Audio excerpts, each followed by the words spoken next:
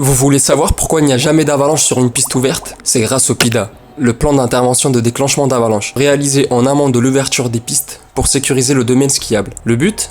Déclencher les avalanches volontairement pour éviter que les skieurs ne le fassent, et on va vous montrer comment ça marche. Pour contextualiser, il existe grossièrement 3 types de déclenchement. Par GazEx, une bouche métallique commandée à distance qui expulse un mélange de propane et d'oxygène pour produire une détonation. Par Catex, un câble transporteur d'explosifs qui permet de placer une charge à distance à l'aide d'un système de câbles, de poulies et d'un descendeur. Et le déclenchement manuel, qui consiste à jeter une charge explosive dans une zone avalancheuse. La veille d'un déclenchement, les artificiers se rendent au dépôt, un endroit protégé et sous surveillance, où sont entreposées les charges, les détonateurs ainsi que les mèches. Sur place, l'artificier doit sertir les détonateurs aux mèches. Le sertissage est une opération simple d'assemblage de 2 pièces par déformation. Donc d'abord on va préparer des mèches de 1 mètre pour les Catex. Donc une fois qu'on a une mèche de 1 mètre, on reporte. Ce jour-là, il faudra sertir 34 mèches de 1 mètre pour les déclenchements par Catex et 27 mèches de 2 mètres pour les tirs manuels. En fait, au bout de cette mèche de 1 mètre, on va sertir un déclic. Donc un détonateur, on regarde qu'il n'y a rien dedans, on le prend et on le sertit comme ça. Et au bout de cette mèche, il sertit sur place un inflammateur électrique, ça au bout. Et ça c'est raccordé en fait au descendeur. C'est pour allumer la mèche. Au même moment au bureau, un autre pisteur s'occupe de relever les données météo locales pour les transmettre à Météo France. Météo France, Briançon, bonjour. Ouais, salut, Jean-François, Isola 2000. Oui, donc il n'y aura pas de vigilance orange parce que la limite neige est plus élevée là que pour l'épisode d'avant. En fait, il n'y a que votre route qui serait menacée. Ouais, d'accord, d'accord. Le but est d'établir un bulletin d'estimation du risque d'avalanche pour le lendemain afin de préparer au mieux le PIDA. Des taux d'humidité, quantité de neige totale, le vent, voilà, tout ce qui est observable en fait.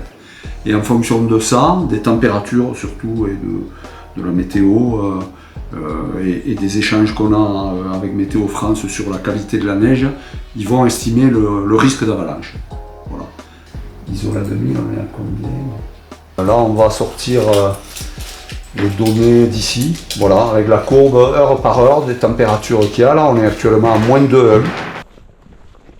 Le jour du PIDA, l'adjoint au chef des pistes part à 5h30 au dépôt pour récupérer les charges et les mèches serties d'un détonateur en compagnie d'un artificier.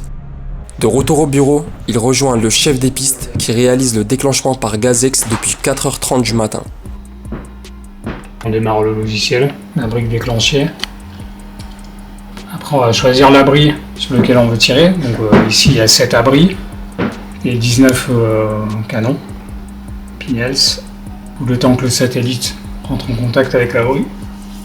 On regarde qu'il y a toujours assez d'oxygène pour tirer. On peut faire une petite météo avant. Donc il nous reste 6 tirs là, jusqu'à la fin de l'hiver.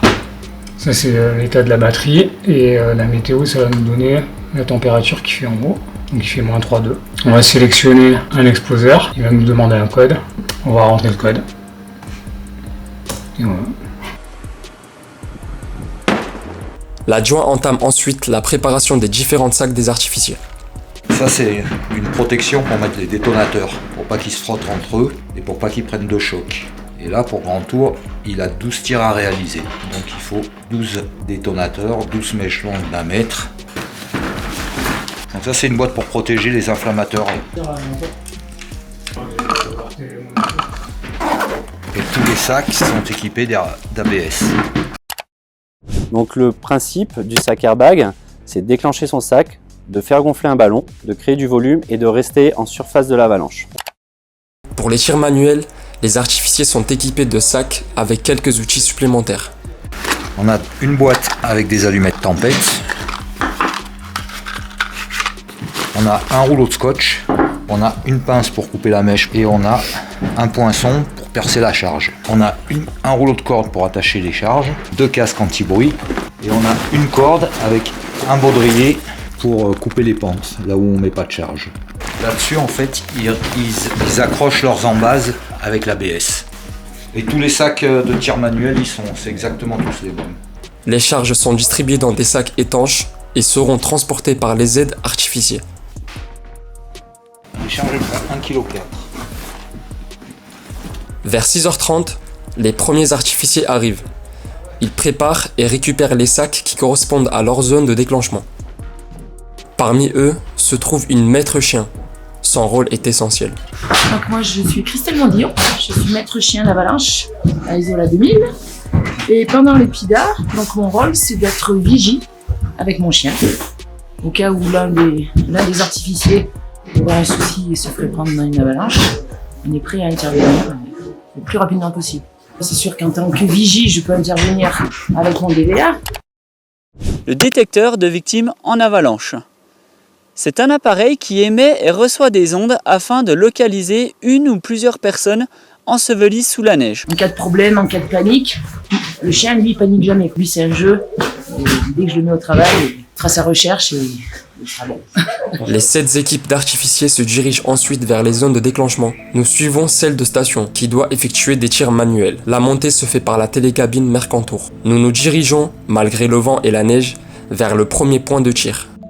Eh ben on va en mettre une petite ici. Allège-moi s'il te plaît. Tiens Benoît. Merci Pierre. Le petit boudin. Oh, elle est belle hein, là.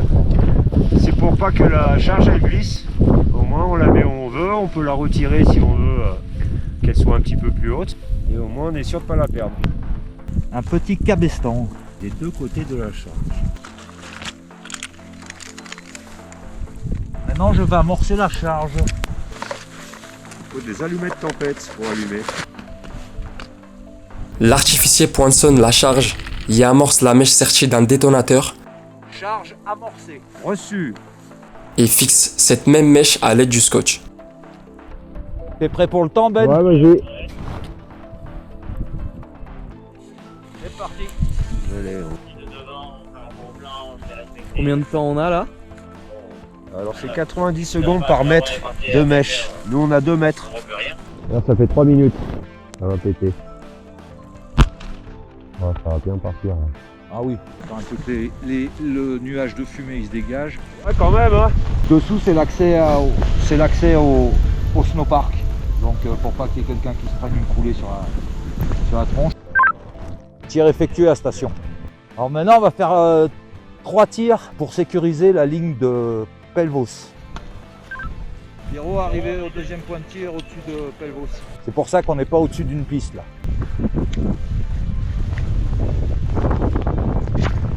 C'est pour s'il y a une panne sur la ligne, qu'il fasse une descente verticale, en fait c'est pour sécuriser que les gens ils se fassent pas prendre par une coulée. Ah ça a bien coulé hein. C'est arrivé dans le trou. Je viens d'en mettre une deuxième. Ah non, c'est plus parti. Faut faire remonter une machine. Je pense que c'est mieux, c'est tout bleu. Là on a une vigie au pont là. Il y a tout le cercle là qui est parti, non Joe? Ah ouais, il y a tout qui est parti, sur la piste, ça va, je fais une tranquille. Une fois que toutes les zones du PIDA sont déclenchées, le domaine skiable peut ouvrir aux clients. Un grand merci à l'équipe des pisteurs d'Isola 2000 de nous avoir permis de réaliser cette vidéo. À très bientôt.